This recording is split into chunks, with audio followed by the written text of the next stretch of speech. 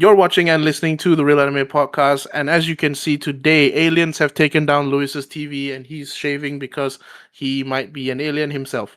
So, Lewis, how's your TV? Has Oh, the alien given you back the TV or no?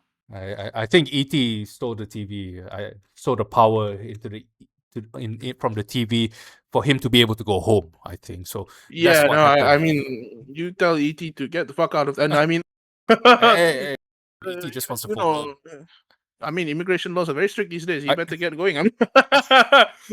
But thank you all so much for joining us here. And today we will be talking about a Steven Spielberg alien film. It has little green men, alien visitors, empathy. No, it's not E.T. We're talking about Disclosure Day. Disclosure Day is the new Steven Spielberg film for those of you living under a rock. It is a film about the little green men, the disclosure, the lies, the deceit, the conspiracies, the UFOs, and all that stuff. So stay tuned for more, and we will bring you Disclosure Day.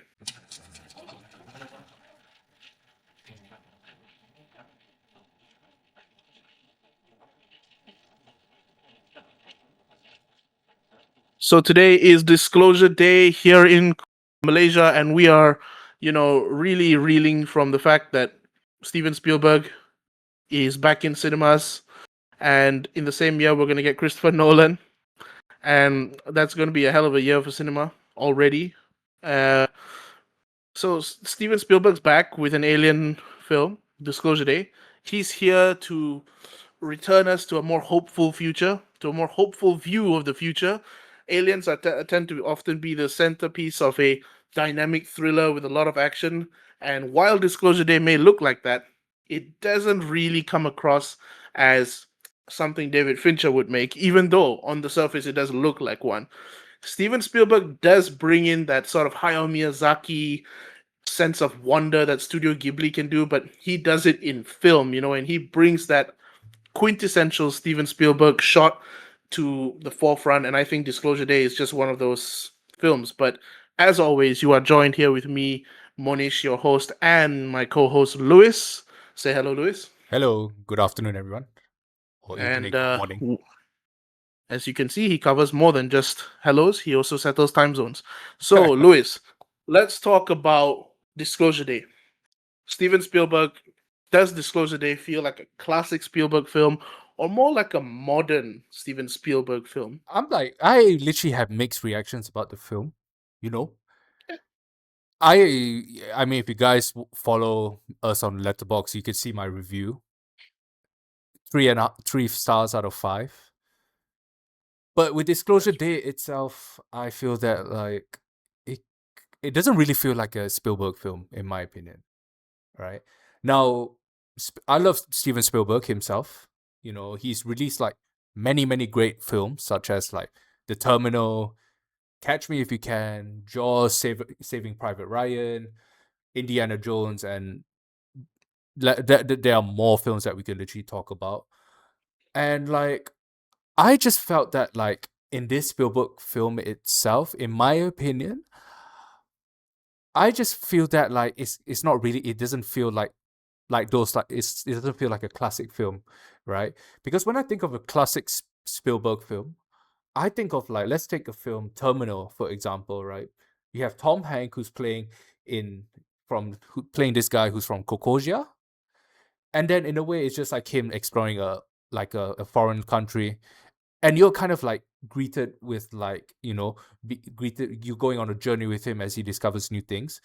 Whereas with this film itself, Disclosure Day, yes, the emotions of like human connections was there, but my main concern of the film itself is that, like, you have the cast of Emily Blunt, who plays as Margaret, Josh O'Connor as Daniel Kellner, Eve Hewson as Hawson as Jane, and Colin Firth as Noah, right?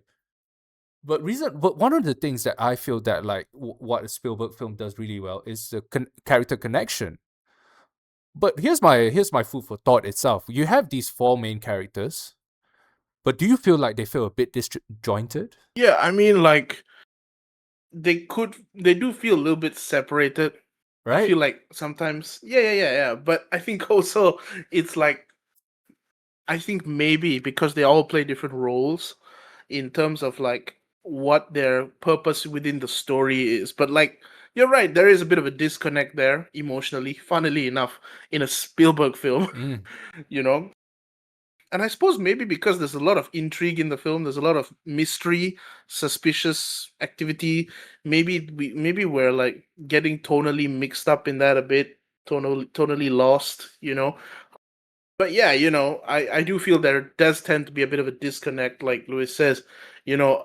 But I don't think, and I say this not as an insult, but as a good thing. I don't think this compares even remotely to a Steven Spielberg classic film. This is not Raiders of the Lost Ark. This is not E.T. And this is most definitely not Third Encounters of the Third Kind. Shit, what was the name? Is that what it's called? I think Okay. so. Yeah, Yeah, I got to check because I am a I can elderly person. I can check for Encounters Um, of the yep, Close Encounters Close of the Encounters of the Third Kind. yes. So that's it, right? And I'm looking at this and I'm going like, yeah, okay, this is definitely not that, right? But I will say there is still heart in this film. I just feel like, in my opinion, my humble opinion, Mr. Spielberg, I wish that you did not go too much into the intrigue of it all. I get it, conspiracy, thriller, big disclosures and whatever. But the thing that E.T.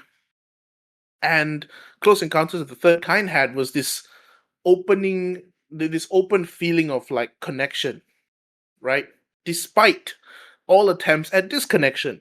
Why am I talking about these two films? Because obviously this is the Spielberg the Spielberg Alien trilogy of films, right?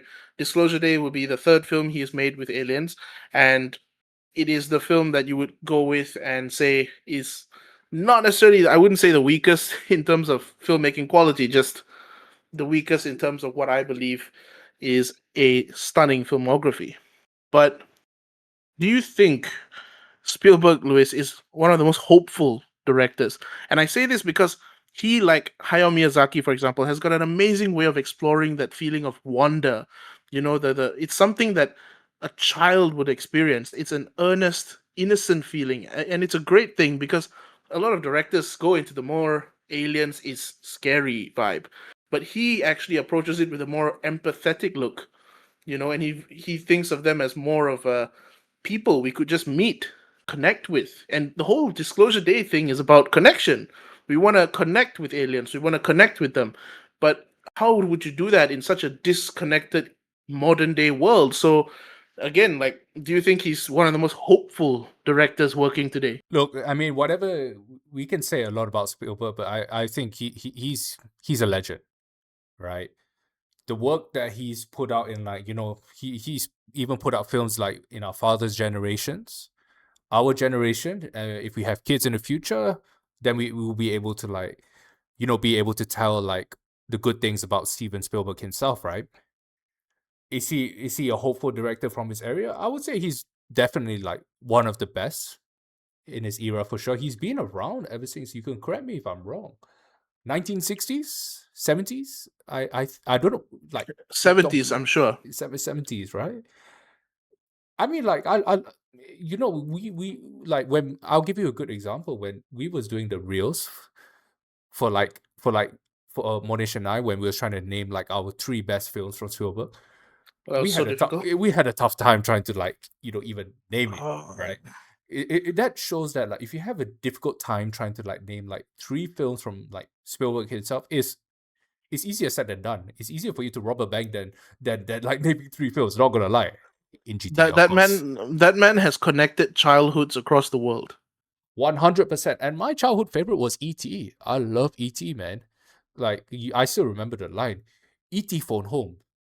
But it got so bad to a point he took all of my TV power, and look at where we now. You guys don't have a background, but to answer your question, yeah, he is definitely like one of the most hopeful directors from his era. But what do you think, Monish? Like, what do you think about it? Because obviously in the 70s, you have a lot of like good films, good directors. Do you think he's the best in your humble opinion? Okay, well, I don't know about just the 70s. I'm looking at his filmography right now.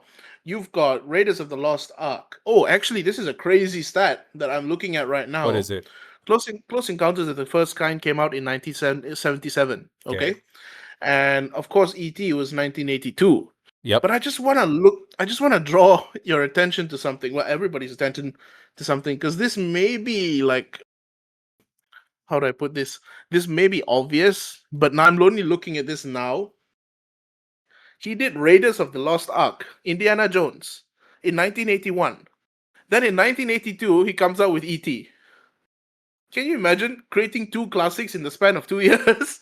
And then after that, in 1985, he does The Color Purple, where it was literally an Oscar-nominated film, and the only thing with The Color Purple is it was nominated for every Oscar under the planet except for Best Director, which Steven Spielberg admitted at the time was painful and unfortunate, and also it makes no sense to me personally, because you nominated for everything but director. Are you trying to, like, you know, say something? Mm-mm. Right. And let's not even forget 1985 was a crazy year, because not only did he come out with The Color Purple, The he also Goonies. did a little film.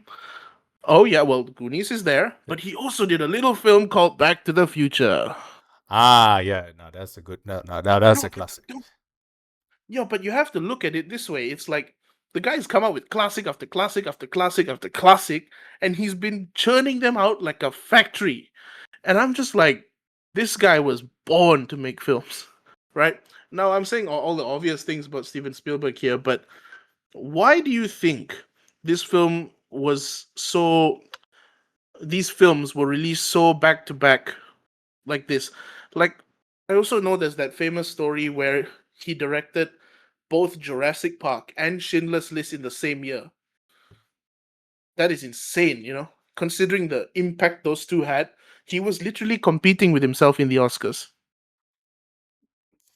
You know, like, there's just a mind-blowing level of excellence in Steven Spielberg's work. But I'm looking at Disclosure Day, and as a film, it's not a bad film. It's a competently made film. And I think maybe that's my issue. It's not a classic. Mm. And I'm not saying like Steven Spielberg needs to make classic after classic now. The guy's made more than enough classics in a lifetime than most directors will ever get to make. And the fact that you get one is amazing, but the fact that he's done so many that you can barely even look out of his filmography for one is the fact that Disclosure Day, I feel, maybe should have been released a little bit earlier.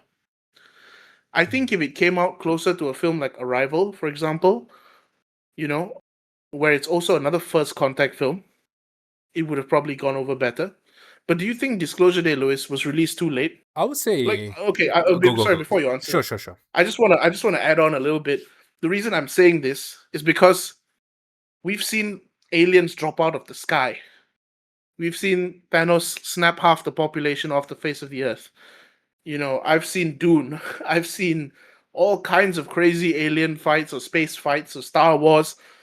But do you think this kind of first contact film, the topic feels like there should have been more awareness of when it came out? Because it comes out in the modern times, but it feels like a story that would have more impact in 2018 or 2020. I would say. I would say it could be a bit too late, in my opinion, right? Because like when you're trying to do a sci-fi film itself, sci-fi has like came like a long way. Like how like old films, for example, like when you think of a sci-fi film, you think of like, oh, a big UFO with aliens in it. And like, at the time we thought like, oh, this is like one of the coolest things we've ever seen when growing up. Or if you were to ask like our dads or whatnot, or our parents who watched like all these sci-fi films back in their time, they'll probably say like the same thing. And honestly speaking, if Disclosure Day was released, not even like maybe during the years that you mentioned, Mohnish, like 2018, 19, or just let's just say before COVID, I would say, yeah, you could say yes, that maybe like you'll be able to sell it more, right? Reason being, also maybe points could be like how like things such as like AI or whatnot as like be kind of like impacting the film industry as we know it all, right?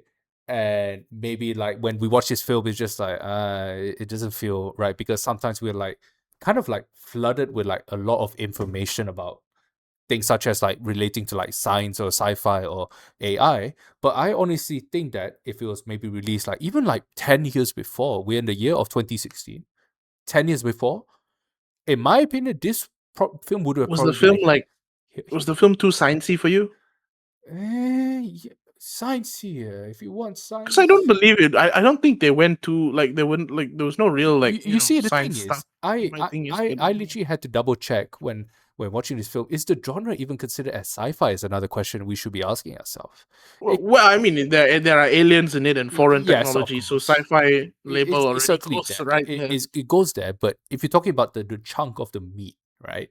The like the meaty part, it kind of felt more like a drama thriller, right?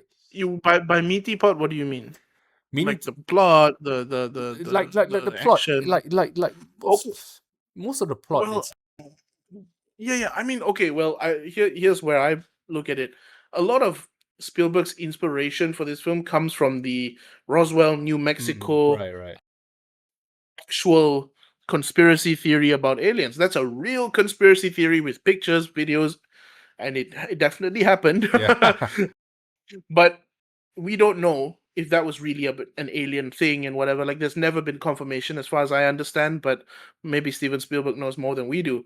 So I think he's coming to it from a historical context. Hmm. So maybe that's where your feeling of sci-fi ness becomes a bit wonky because it feels like it's actually becoming like a theory of what might have been, a theory of what it might have been, instead of science fiction. Whereas this is more like science non-fiction to an extent. So either way, I feel it is a sci-fi film. I just think maybe something like what about the film did you actually enjoy? Okay, maybe what I enjoy would probably be like maybe some of the like the drama moments or like the action moments, right? You Oh yeah, know, drama's fantastic. oh yeah, it's bloody fantastic. I mean, like I would say I like the bits, like even with the first 5 minutes, I got hooked onto it straight away, right? Remember the Okay, scene just sorry, before Lewis continues, just want to let everybody know that this is the point we get into spoilers. So thank you all for watching. No, I'm and just kidding. listening. But yeah, so this is spoiler territory. Okay, Spoiler territory, lah. all right, sure. Anyway, Lewis, continue, Okay, please. sure. Like, I was gonna say that like I was hooked onto it for the first 5 minutes. You remember the scene when Daniel was there with like some sort of like thumb drive, right? Surrounded. No, sorry, he was at a boxing match, right? Yeah, yeah. And then literally someone like maybe from like let's just say like the CIA equivalent wanted to take his bag because he had like an important piece of data. At first, I was like really invested into it. I was like, "Hey, this is actually quite good. Let's see how it plays out." And in terms of like the moments of like how like the chasing bit where they like get to a scene where like they have to like run away from the police, like all these sort of things, like they literally have to throw away the phones or literally burn their phones or literally have to go from location to location. The drama really felt like it was like very good. The action, the drama itself was there. That's one of the things I personally like. However, there's another thing. It just came up to my mind also, like regarding like the timing of the film itself. It's just a random thought that came into my mind. The reason why I felt like it's a bit too late for this film because nowadays any Tom, Dick, and Harry can literally start off a theory, but for all you know, it could literally be just like it's generated from the internet and then somehow, some way, some people they think that theory is real. But nowadays, like you have the other side of people where they kind of feel like they can't believe it too much because of like the amount So of so fake news. basically, this is when where Disclosure Day meets Backrooms, lah. Yeah. Hey, there we go. There you go. You could say like in a way Yeah, this is yeah. where they intertwine with each other. But yeah, that's I mean I could speak hours about this, but that's how more or But less. that's really a good point, actually. Like, we're talking alien films, obviously, right now. Mm-mm. Backrooms is not an alien film, as far Oh as I yeah. understand. So let's just leave that out there. But alien films, Louis, do you have any alien films that you find are some of your favorite? alien films, because I look at alien films and I think I don't know why this genre has really become so wide ranging. There's so many types of alien films, and it feels like incredibly, how do I put it? It feels almost like a genre onto itself. So one alien film that I personally want to bring to the forefront, but it's kind of an alien film that I like. But it's an alien film that is completely the antithesis of what Disclosure Day is. It's an alien film that is unspeakably violent, cruel, sadistic, and unfeeling, but it is almost not a horror film. It's almost a psychological horror, but it's not even that. It's kind of a psychological thriller. What's more, the film is not even sold as a horror, by the way. It's set in a very bright town, beautiful place. It's not even a horror. It's actually a psychological thriller. And it's called Before We Vanish. And now that film is a Japanese film by Kiyoshi Kurosawa, who is one of my favorite Japanese directors working today. Still working today. The man's still continuing. I thought you said he's working with you. No relation to no relation to Akira Kurosawa. Kiyoshi Kurosawa has built his own legacy of unfathomably frightening films. But Before We Vanish is one of those films that I'm like, oh, I love watching it because the behind the scenes are actually on YouTube for free and they're really nice to see. Like, it's got a beautiful poster. You should Google it and check it out. The poster is like very cheerful. It doesn't even look scary. I'm actually checking it out right now. Is the first thing which I see on Before We Vanish is like a purple background with like these two characters. Is that a poster? And then there's like an explosion at the back. It looks very like cartoony, right? It looks like Michael Bay in a way. Yeah, it looks like that. But I promise you, this film has got one of the best alien stories I've ever seen. One of my most favorite alien films. We have so many great alien films. I like Arrival, which I can't really say it's an alien film. It's very much First Contact, but I still think it fits because it's the same like Disclosure Day in that same thing. Obviously, E.T. has got to be there. Bloody another Steven Spielberg film. Oh yeah.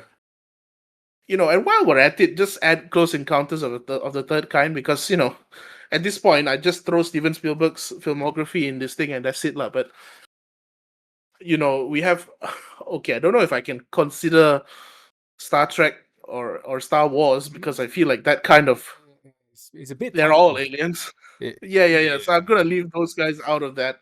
But you get the point. I'm looking at it and I'm like, yeah, this is kind of what it is. But the ironic thing is, Before We Vanish is a very violent, sadistic film.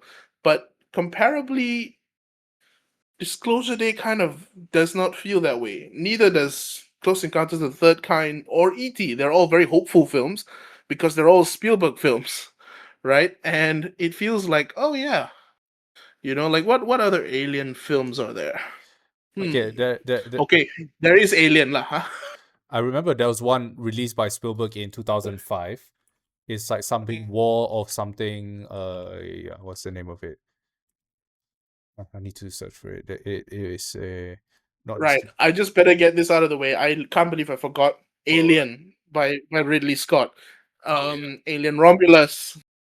Alien Earth, the TV show.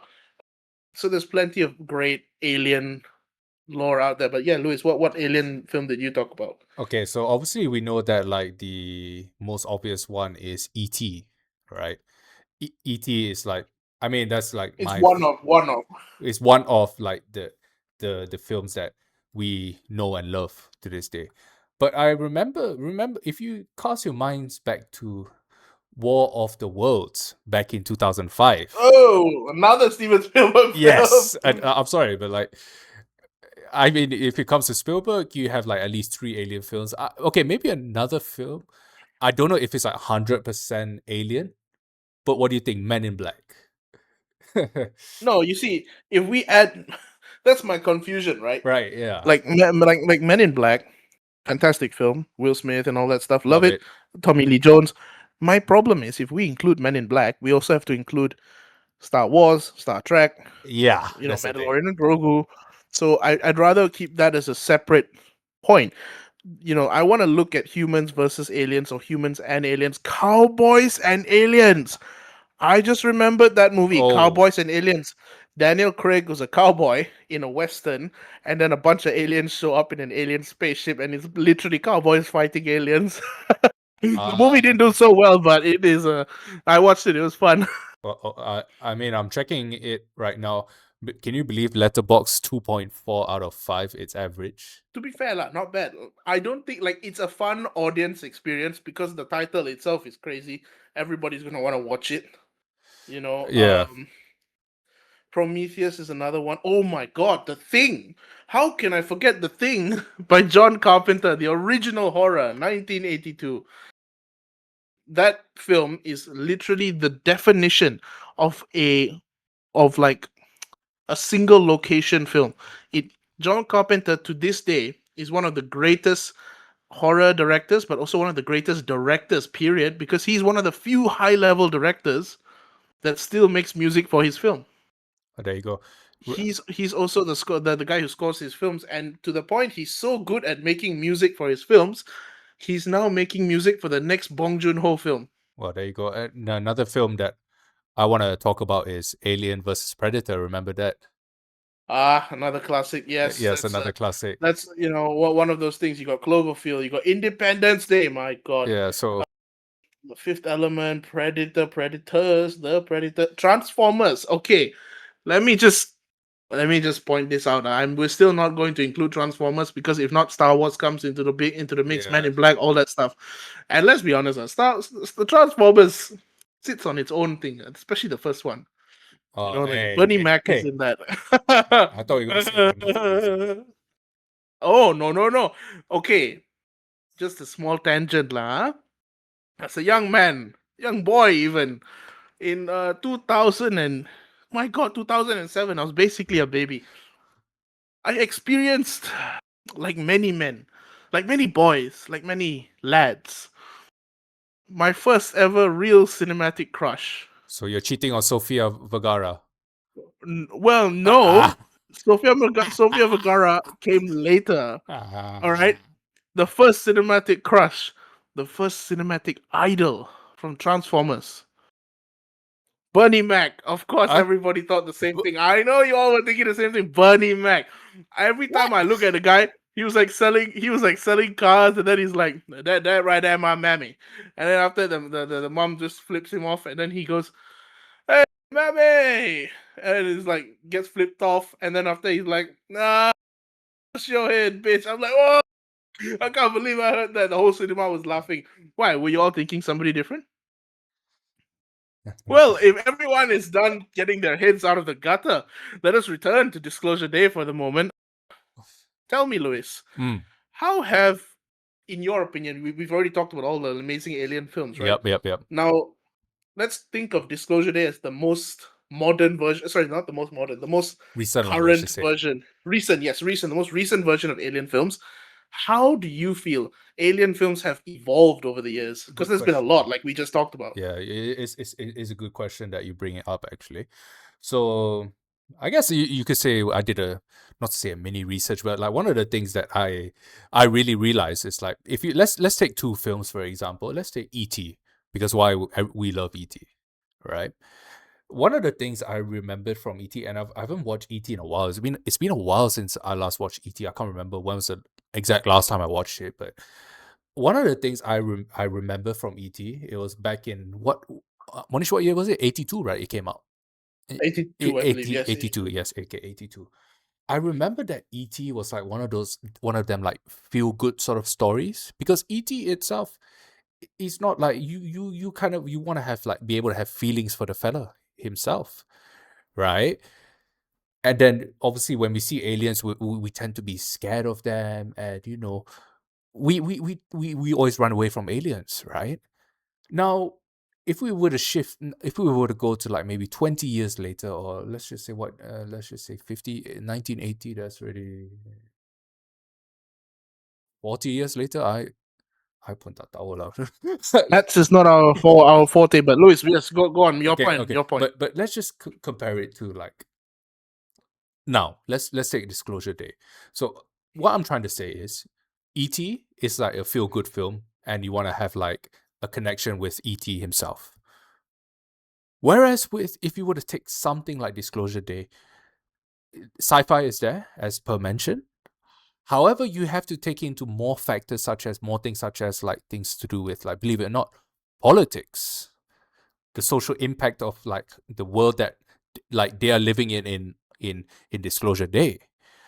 What else? Like, we have to deal with like all these like sort of theories, like So what you're saying is that it's a more complex story, like, you with a could lot more say, things. I mean, this is my opinion, by the way. I feel that like sci-fi has evolved in a way where it's not now it's not nothing now it's like evolving from the days where we just assume like sci-fi, aliens, UFOs, blah blah blah. Now it's evolving into like maybe like a newer genre. Maybe last time it could be the old sci-fi, now it's like a new age sci-fi, for example, let's just say. I mean, he's dropping the most redonkulous terms, but very power. Maybe it So must be the no. But to juice. be fair, I do agree with you. The new age sci-fi thing actually makes sense because I feel like sci-fi these days has become very different. So, a case in point actually is a film we made together called Techno. Now, Techno is a sci-fi film, but I wouldn't even consider it hard sci-fi. I would consider it very light sci-fi because it centers around a office space that is run by an artificial intelligence. And now this office space, basically, Lewis plays one of the characters, and the office space that basically is run by this AI. It feels like a kind of sci-fi, sure. It's done very low budget way, but it is still a film that we made. And looking at it, right, makes me feel and wonder like it could very well happen tomorrow. Office spaces could easily be run by AI tomorrow, and it's something that we could very well be experiencing any day now. So I feel like this new age sci-fi that Lewis mentioned is very much more akin to like impending sci-fi things, like, oh sorry, impending reality, where sci-fi feels a lot more reminiscent of a oncoming reality, right? It's something we're not experiencing yet, but it's something that we're about to experience. And I think that's what Lewis really was referring to with new age sci-fi. But I think the more important question I have right now, Lewis, is if Disclosure Day happened, what do you think would be the situation in the world? Do you think people are going to believe it, or be like, AI or fake news or like all that kind of stuff? Like, what do you think the Okay. world's reaction is going to Okay. be All to right. Disclosure Day? So what I'm predicting is, I'm just trying to think of it as like a Malaysian setting, right? We're gonna have all the Kepo aunties. Okay, Kepo for all you guys. Like, if you guys don't know what Kepo means, if you're not part from this part of Okay. Kajak, Uh-huh, uh-huh. it's like they're like people who are very busybody, Busybody, yeah. and they always like, or let's just say gullible in a way. That when They they have a see, need to involve themselves exactly, in it's just like, situations that nobody asked them to be a part exactly, of. like the perfect example was back when COVID was happening. We had that statement saying you drink hot water, then you kill COVID. And that, I literally kid you not, in every family group chat, it was literally part of it. I'm sure you can know, Monish. Maybe I might know also. And yeah, but nevertheless, if we were to like release it in this day and age, just imagine for a moment, Malaysians, right? I think majority, right? Especially if we're talking, I'm not trying to like name names or anyone, but if we, or say like specifically put like based on categories, but like obviously when I did research last time regarding like stuff such as like social media or like these fake news, it tends to be that the higher, like the people who are higher in age, was it the older population is the right term for it, would probably believe it more compared to the younger generation. Because why? Yeah, but I also, I sorry, I just want to interrupt for a Go, go, moment. go. I also feel that the younger generation, and I say this as a member of your generation, I think that our generation, Lewis, may be a little bit more prone to, how do I put this? Fanning the flames of fake theories to make it sound real. Or maybe we might use Gen AI and make something a lot more fun, and the real thing would just get lost in the woods because nobody's going to give a shit about the real thing when Gen AI can make something feel a lot Yep, you're more right. movie like. But I do think at the end of the day, Spielberg's Disclosure Day is commentary on us as a human race. I feel like he wants more empathy. The way the film moves, the way Emily Blunt's character and Josh O'Connor's character find the house, the deer, and those of you who have seen the film will know what I'm talking about. I'm speaking kind of out of context just so that spoilers don't land in a certain way, but Spielberg has built something that has so much empathy and emotion in a film that doesn't feel like it should have that kind of emotion. It should feel cold, calculated. But Spielberg brings something like childhood into it, a girl's dreams, a boy's dreams, and something that just feels incredibly like almost like they're remembering a better time. And instead of their best memories being something they actually experienced, their best memories are actually aliens trying to connect with them and to talk with them and giving them abilities to help them be kind of translators for the human race. There you go. I have now spoiled the Wow. film, but I've already given a spoiler warning. So if you all just saw this, I feel like that is when you understand that Disclosure Day is really one of Spielberg's more emotional films. And that's saying something because he makes some seriously emotional films. So when I look at Disclosure Day, I understand the issues with it. And I myself have some reservations about it. But the idea that a child, two children, are the hope for humanity to understand the aliens. They don't have the ability to control weapons. They don't have the ability to control aliens. They don't have the ability to control humans. Well, they do. Sorry, they do.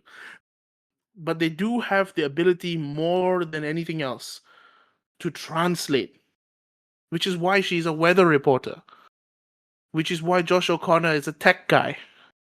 Both professions excel in translating, no matter what it is, not just language, but connections. And I feel like the fact that I'm going on this spiel is because it's like Spielberg's emotionality is still very much in Disclosure Day. I think it's just better hidden. It's not a kids' film in the sense, and I don't say that as a derogatory term. I mean that as a good thing. Like kids' films are amazing. I still to this day watch Lion King from time to time. You know, the recent film called The Sheep Detectives, which I really think Lewis you should check out, starring Hugh Jackman, where he's a shepherd. It's a murder mystery, and he's a shepherd who gets murdered, and his sheep solve the mystery. It's one of them films. And Maybe we then can do a I still podcast watch. about that. Yeah, I mean, and I still watch Garfield from time to time. Oh, I that's a still classic. watch, like it's like amazing, right? So kids films definitely have that wonder, but adult films don't. You will never see David Fincher make a film with wonder anymore. Maybe ever since the Benjamin Button, but no, you're never gonna see that level of finesse and emotional awareness that Spielberg still has. So while I do think his takes are tad bit antiquated, he definitely still knows how to pull on those heartstrings. I think you just summed it up in a fantastic way where I'm lost for words on what to say, but you are right. If But you know what we can do with Lost for Words, Luis? what's that? You can make another Lost I film. was just gonna say lost for words. No, but I mean to add on, like in Disclosure Day, if it were to happen, you are right. In a weird way, it's like as I think I mentioned like about a while ago. I think it was in the real podcast. I can't remember, but like technology has kind of like taken over us to a point where we kind of like lost like that emotional connection with one another. I sometimes when I go out, sometimes I always see couples. They're just literally on the phone. I'm just like, you pay good money for you to have good ambience. Okay, if you want to take pictures, fine, whatever. But you have good ambience, like what Monish is doing right now. Like you want to enjoy the moment. Okay, okay, you want to enjoy the moment, but then you kind of don't enjoy the moment because you're just literally glued to your phone. I always scold people for like using their phones. I'm just like, if you want to use the phone, might as well you just use it at home. Unless it's like an emergency, that's a different story. Oh, that's one issue, right? So like, so in a way, like it's the way like how aliens over here are like teaching us all a lesson, right? Believe it or not. Alien say, don't use your phone. Jangan the aliens will probably be telling the makcik, makcik, jangan guna phone. Tak baik tau, nanti you buta tau. What our parents used to say, now the aliens are basically saying. And like you are right. I remember like the scene towards the end where you have Emily, where you have like the moment where the pair of them are in the house with Daniel and Jane also. I remember that like it was such a powerful scene to show that like how the emotions kind of like gets the better of us, where you're like reminiscing about the old times, about how like the simple things kind of made you happy. But now as you get older, you kind of like go distance, or you kind of like lose distance in a way. So Spielberg, in a weird way, and this is like basing off of your point, kind of used like like aliens as like somewhat as like, I guess metaphor is the right word for it, where he's teaching us all lessons that aliens are like, sometimes are like indirectly teaching us. It's just like another good example if you want to relate it to the real world. The reason why we have dogs on this planet is because like dogs, they teach us all one thing, and one thing we humans cannot even buy. Imagine, Monish, you have two dogs at home, of course. It's the first time actually, by the way, guys, Monish actually has two dogs. It's the first time we are actually mentioning on the Real Anime podcast. Like, that moment when you come back, you see like after a long The day. dog shit. And then after I look and I'm like, "Hey, Renee!" But I do think that That too. Lewis is definitely onto something. I feel like dogs are aliens. I mean, Alright. dogs are very precious animals and aliens, and I mean animal. But we must indeed move on to our favorite section of our podcast, which is reading Letterboxd reviews. So we are here to read your thoughts, but we are also going to be reading each other's thoughts on the movie, of course, nothing else, no other thoughts anywhere else. So, Lewis, I will begin with the first one. Are you ready to move on, or any more? Yeah, let me just get my laptop, then let me load up the messages, and so let's begin. Boleh. I will read first while you load up. Okay. Sure, boleh. So, this review is from Jonathan Fuji. Now we'll be popping up the reviews here, so do check them out. You can read it yourself, but you can also listen to my beautiful voice. Jonathan Fuji watched this on the 8th of June 2026, and he also gave this a 3-star rating.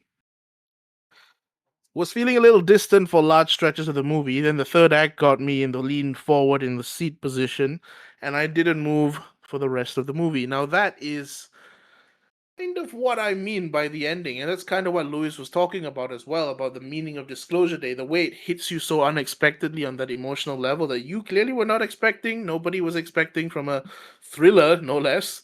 And yeah, that's exactly what I mean. So, Lewis, you can read the next one by Tim. Atima. Yes, Tim. Okay, so Tim basically gave this a 3.5-star review, dated back on 17th of June 2025. 2026. You see, Spielberg is so good that he even released the film a year before, for us to what a guy. Okay, so he said that it's an episode of the X-Files, but without Mulder. X-Files. Hey, sorry. Let me take out the glasses. Let me read that again. Boleh. It's an episode of the X-Files, but without Mulder and Scully. I know that seems like a bad movie. Oh no, go ahead. Sorry, There's a bit more. I know that seems like a bad movie, and by all rights, it should be, but it's not. That's what I mean. It defies expectations. I actually love the X-Files. I think they're great, but the X-File movie was not so great. Yeah, so I kind of understand where he's talking. Now, of course, we are here to move on to the next review, which I will be reading from one Mr.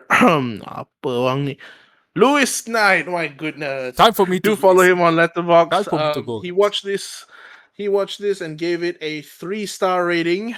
And allow me to read in his perfect English. A chaotic mess is a perfect way to describe this film. It's a perfect way to describe this film, yes.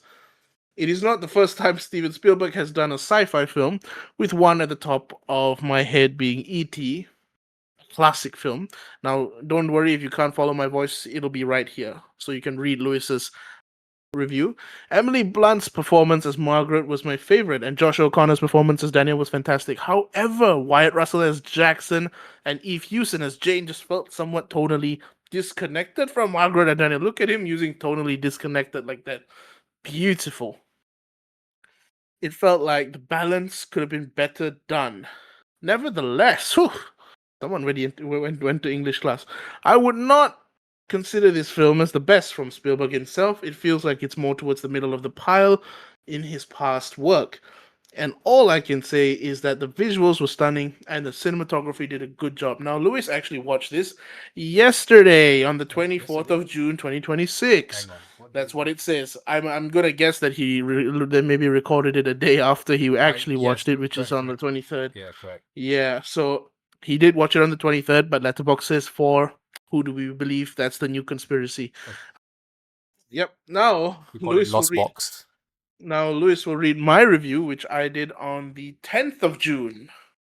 10th of June. Full 13 days or 14 days before Lewis, but as you know, that conspiracy is still ongoing lah. So on which day Lewis actually did watch it. We shall call this the Locks Box, and I have a story time to tell you about that. Cool. But as always, we're going to pop up the reviews. So, Lewis, go ahead. Okay, from Datuk Mohnish Kumaran. Hey. He gave this, Mohnish over here gave this a 3.5 star review and watched it on the 10th of June 2026. He begins on like this. It's exactly what the trailer says it is, and not a beat more. I guess that's a win these days. Emily Blunt and Josh O'Connor shine in a somewhat overexposed... Apa benda ni? I was dying for him to read that one. Go ahead, Danny. You go ahead. You take your time. If you tap out, let me know. I'll read the word and then give you back. Overexpositonistic. Well, okay. I'll help you with that word. Overexpositionistic. Overexposition. Film that treats dialogue like building blocks for plot rather than ways to reveal character. Did you just purposely put this word for me to be able to just say like okay, continuing on. I mean, it's got 1 like. I think that's me giving you a like for that word, I guess. See, even Lewis likes the word. Everybody should use expositionistic. I'm going to ask you questions after this, but never mind. That being said, the Spielberg shot is alive and well. Yep, the Spielberg shot, is fantastic. The cinematography was breathtaking and reminded me of Superman for some strange reason. Wait, let me put on my sunglasses on. Go put it on. Happy to have Spielberg back in the mix, and he does have some of that magic left in the way he explores wonder. But this sits firmly in the middle of the pile for me. Very overexpositonistic. I need a Well, it's okay. It's okay. It's one of them tongue twisters, but it is a real word. Over expositionistic means like exposition, like the dialogue was over expositionistic. But alas, tongue twisters are not why we are here. Do check us out on Letterboxd. Lewis has a beautiful review of Disclosure Day out there. He's also watched The Mandalorian and Grogu, Garfield. He's got a variety of lovely reviews, and Lewis will surely keep them coming, right? Lewis, you're going to put more reviews. What did you say was your goal for the amount of films on Letterboxd you wanted to watch this year? 1 film this year. Thank you very much. I have no words. Truly. Okay. This is under expositionistic dialogue. Okay, so actually, guys, so I've actually set a deadline for myself to watch 100 films. I'm a bit behind. Sorry, before you start, please go check out our friend Ng Jin Hao's short film Deadline on YouTube. Oh, yeah. Because Louis just said Deadline. I was like, oh, yeah, promo. Okay, go ahead. Okay, so I set a target for myself to watch 100 films this year. And as we speak, I think I'm at 34. A bit behind, but, it's still got another 6 more months left of the year.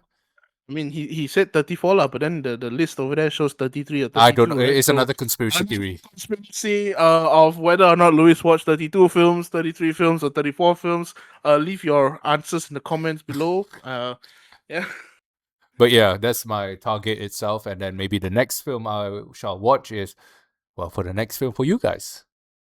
I mean, I'm already at lovely 69 Wait. as of today, Oh yeah, that's a good and number. yeah, I'm kind of contemplating whether I should log anymore, but at the same time, man does not stop. I have a goal of getting to 150 films this year if I can. You know, and I'm halfway through, so I'm a little behind myself. Just over 90 films to get down. Lewis is gonna get up to 100, trying to get to 150. That's what it is, goals, right? You know. But again, I don't want to get too over expositionistic about what our goals are, and if you all don't understand, take another English class, because this has been the Real Anime Podcast. Thank you all for watching. Thank you all for listening, and thank you all for listening to us just talk nonsense for a while. But this has been great, good fun. Yeah, I mean, again, if you guys have any ideas about the conspiracy of how many films Lewis actually watched, please do drop that down in the comments below. And for you winners, I will give you a written note spelling the word over expositionistic. Thank you.